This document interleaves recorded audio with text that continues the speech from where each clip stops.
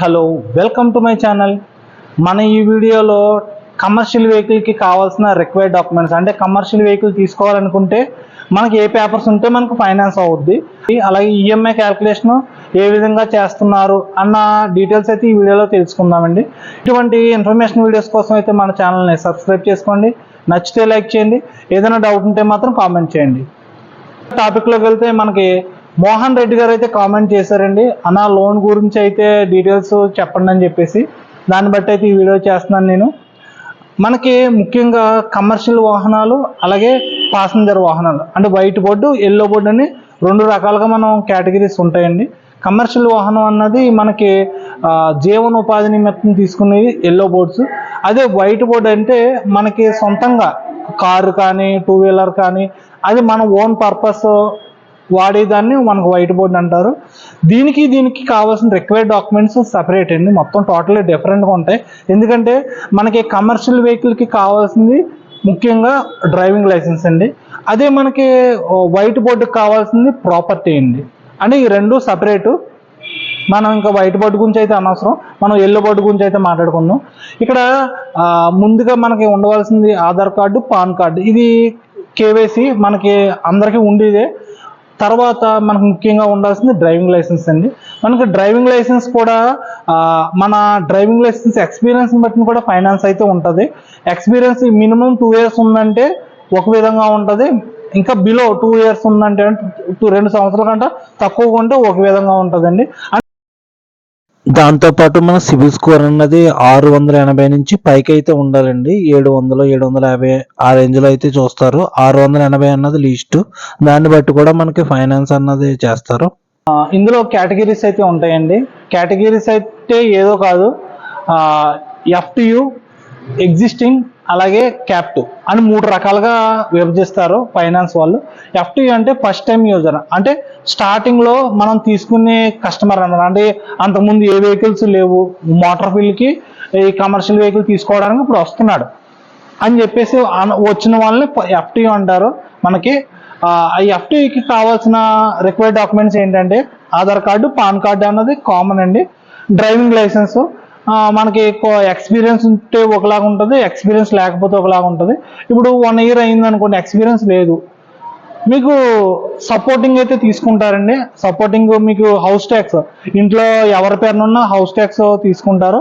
ఒకవేళ నాకు house tax కూడా లేదు అంటే కనుక అవుటర్ గ్యారంటీ, బయట గ్యారంటీని పెట్టించమంటారండి. గ్యారంటీ అంటే ఓన్లీ హౌస్ ట్యాక్స్ని, ఆధార్ కార్డు, పాన్ కార్డు ఎవరిదైతే బయట మీ చిన్నానో పెద్దనానో లేకపోతే మీ ఫ్రెండ్స్ అనో సంథింగ్ ఎవరైతే మనకి గ్యారంటీ రూపంలో పెడుతున్నారో వాళ్ళని గ్యారంటీ అంటారు. జస్ట్ వాళ్ళ చేత వాళ్ళ పేపర్లను పెట్టమంటారు. అంటే మీ Aadhaar card, PAN card, driving licence, దాంతోపాటు వాళ్ళ ఆధార్ కార్డు, పాన్ కార్డు, ఇంటి పన్ను లేదు కరెంటు బిల్లు. మనకి ఆ ఇంటి పన్ను ప్లేస్లో రిక్వైర్డ్ డాక్యుమెంట్స్ ఉన్నా సరిపోద్దండి. స్థలం కాగితాలు కానీ లేకపోతే ఇంటి పట్టా కాగితాలు కానీ అలాంటివి కూడా సరిపోతాయని. కొన్ని సందర్భాల్లో ఇంటి పన్ను అయితే రాకపోవచ్చు.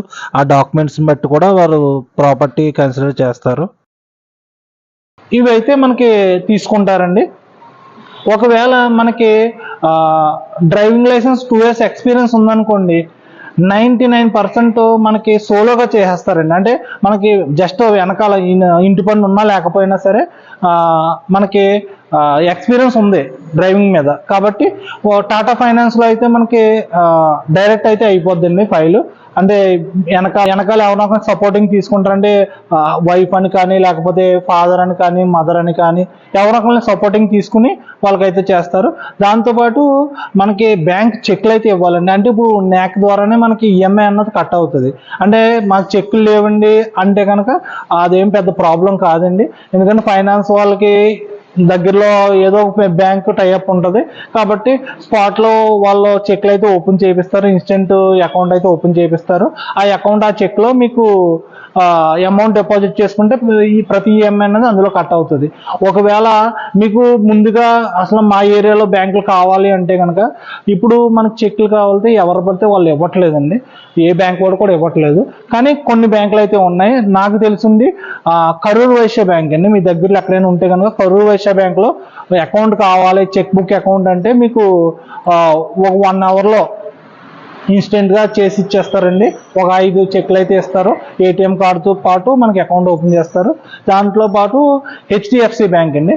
మనకి హెచ్డిఎఫ్సి బ్యాంక్లో కూడా కిట్ ఉంటుందండి. అంటే ఇన్స్టెంట్గా, అంటే స్పాట్లో మనకి ఒక పూటలో కావాలి అంటే, లేదు అంటే కోస్టల్ బ్యాంక్ అండి. నాకు తెలిసింది ఈ 3 కూడా మనకి చెక్ల విషయంలో కాకుండా మనకి పంజాబ్ అండ్ సిండికేట్ బ్యాంక్ కూడా మనకి అవైలబుల్గా ఉన్నాయండి. అంటే ఇన్స్టెంట్గా వాళ్ళు రెడీగా వాళ్ళ దగ్గర చెక్ బుక్, ఏటీఎం, పాస్బుక్ అన్ని కలిపి ఒక సెట్ అయితే ఉంటుంది.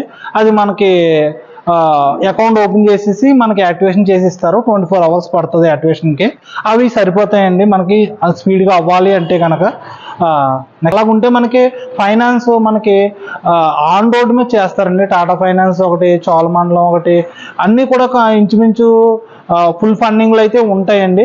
అది ఒక్కో ఫైనాన్స్ ఒక్కో విధంగా ఉంటాయి. మనకి లో డౌన్ పేమెంట్లో లోగా కావాలి అంటే కనుక మనకి ఇన్వాయిస్, లైఫ్ ట్యాక్స్, ఇన్సూరెన్స్ మీద మనకి 94-95% అయితే మనకి టాటా ఫైనాన్స్, చోళమండలం ఫైనాన్స్, అలాగే ఇన్వాయిస్ మీద 100% వచ్చేలా ఈక్విటాస్, అలాగే మనకి సుందరం కూడా దగ్గరికి ఫండింగ్ అయితే వస్తాయండి. మీరు దాన్ని బట్టి మీరు ఫైనాన్స్ అన్నది ఎంచుకోవచ్చు.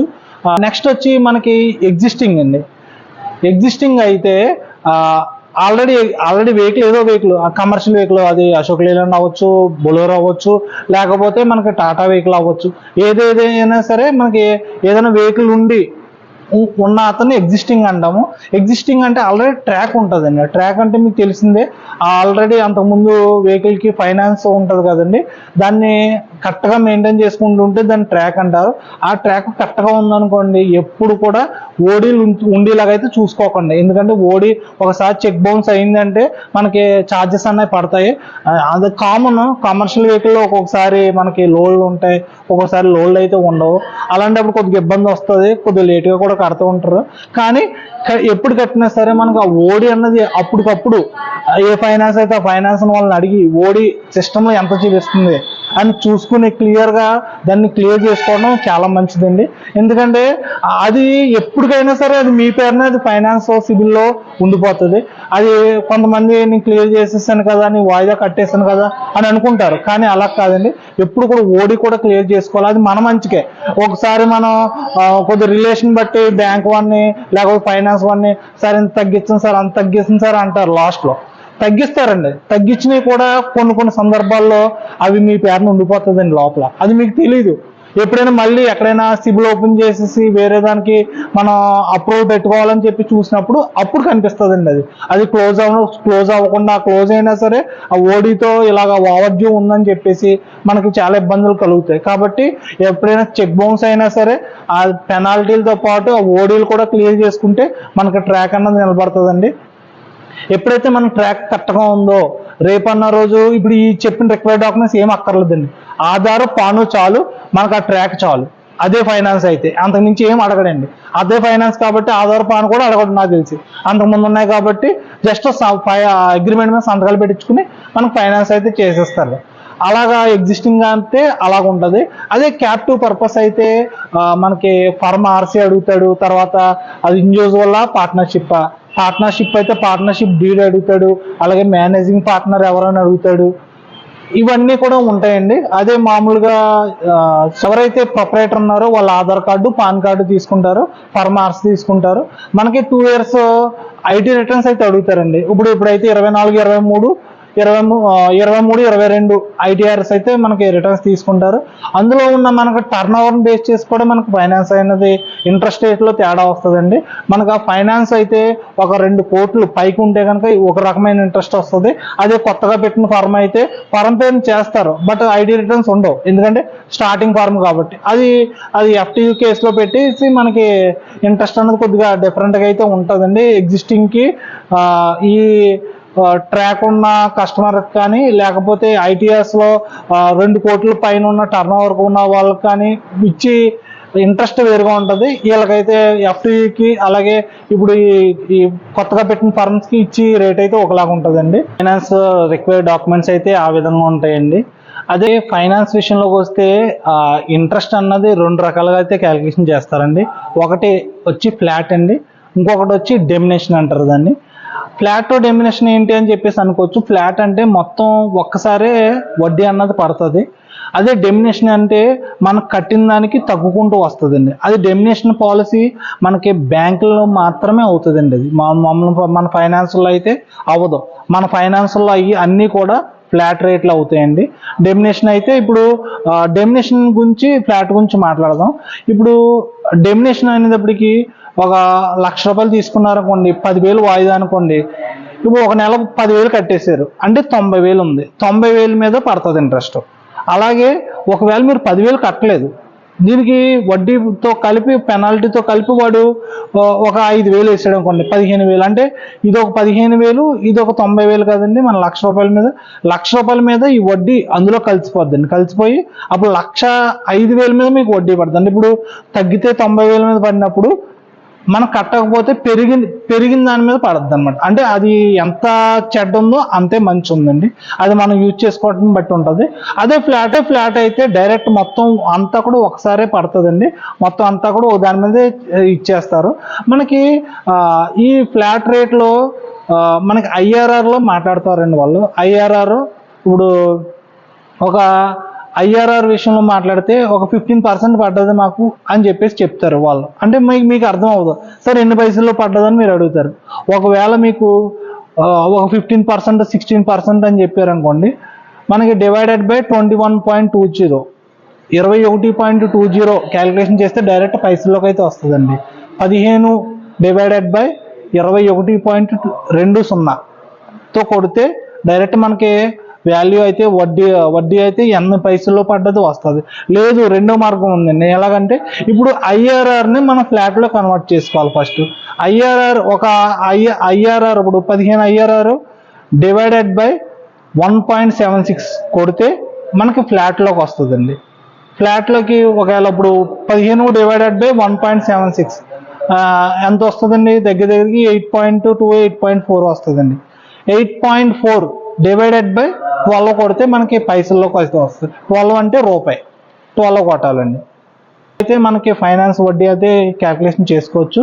అంతేకాదు మనకి ఈ ఫ్లాట్లో మనం ఎప్పుడు కడితే అప్పుడు వడ్డీ తగ్గించేస్తాం అని చెప్పేసి చెప్తారండి. ఇప్పుడు లాస్ట్ ఒక 10 వాయిదాలు ఉన్నాయండి, మీరు కట్టేద్దాం అనుకున్నారు. 10 వాయిదాలు కట్టేసి క్లియర్ చేసేద్దాం అనుకున్నారు. కానీ అక్కడ మీరు కొద్దిగా తగ్గినట్టయితే కొద్దిగానే కనిపిస్తుంది, మరీ అంత తగ్గినట్టు అయితే కనిపించదు.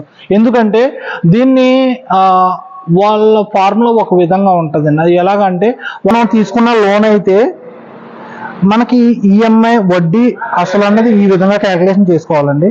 ఇప్పుడు ఈ బాక్స్ మనకి ఇచ్చిన లోన్ అంటే ఇటు సైడ్ ఉండేది అసలు, ఇదైతే వడ్డీ. అంటే మనకి స్టార్టింగ్లో వాయిదా తీసుకుంటాడు కదండి, అందులో 90% వడ్డీయే ఉంటుందండి. అసలు అయితే 10% ఉంటుంది. అలా 20%, 80%. అలాగే మీకు సెంటర్కి వచ్చినప్పటికి ఏమైనా క్లియర్ చేసుకుంటే మీకు తగ్గినట్టు కనిపిస్తుందండి. అంటే మనకి మొత్తం కట్టేసుకుంటే మీకు మధ్యలో వడ్డీ తగ్గించేస్తామని చెప్తారు. కానీ అది మనకి ఎక్కడ తగ్గినట్టుగా అనిపించదు. ఇప్పుడు ఇక్కడ కట్టారనుకోండి, మీరు ఇదే కనిపిస్తుంది, మీకు ఇదే తగ్గినట్టు కనిపిస్తుంది. అంటే పెద్ద అనిపించదు మీకు. అంటే ఇక్కడ అసలు అన్నది ఉండిపోద్ది ఎక్కువ, వడ్డీ అన్నది తక్కువ ఉంటుంది. బట్ ఇక్కడ స్టార్టింగ్లో అయితే వడ్డీ ఎక్కువ ఉంటుంది, అసలు తక్కువ ఉంటుంది. కాబట్టి ఎవరైనా ఎప్పుడైనా క్లియర్ చేసుకోవాలి అంటే కనుక ఒక 5 సంవత్సరాలు పెట్టుకుంటే 2.5 సంవత్సరాలు 3 సంవత్సరాలు ఆ రేంజ్లో మనం క్లియర్ చేసుకుంటే మనకి కొద్దిగా మిగిలినట్టు తగ్గినట్టు కనిపిస్తుంది అనమాట. చూస్తారు కదండి ఇంట్రెస్ట్ రేట్ విషయం గురించి. అసలు మనం కన్ఫ్యూజన్ చూసుకుంటే మనకి Aadhaar card, PAN card, driving licence main అండి. ఆ 3 ఉంటే మనకు ఫైనాన్స్ అన్నది అయిపోతుంది. అది 94 చేస్తాడా 92 చేస్తాడా ఆన్ రోడ్డు మీద అన్నది మనం ఎంచుకున్న ఫైనాన్స్ని బట్టి అయితే ఉంటుంది. మనం కట్టే డౌన్ పేమెంట్ మనకు తెలుసు కాబట్టి ఆ డౌన్ పేమెంట్ వాళ్ళు సెట్ చేస్తారు. ఇంటి పన్ను విషయంలో అయితే ఇంట్లో వాళ్ళు ఎవరికైనా పేరు ఉంటే సరిపోతుంది. లేదు అంటే కనుక బయట గ్యారంటీని ఇంటి పన్ను ఉన్న వాళ్ళని అయితే పెడతాం. ఇంట్రెస్ట్ అయితే మీరు ఇందాక చూసిన విధంగా క్యాల్కులేషన్ అయితే చేస్తారండి. చూస్తారు కదండి. ఇందులో ఏదైనా మీకు డౌట్ ఉంటే మాత్రం కామెంట్ చేయండి. ఇటువంటి వీడియోస్ కోసం అయితే మన ఛానల్ని సబ్స్క్రైబ్ చేసుకోండి. నచ్చితే లైక్ చేయండి. ఏదైనా డౌట్ ఉంటే మాత్రం కామెంట్ చేయండి. Thank you for watching.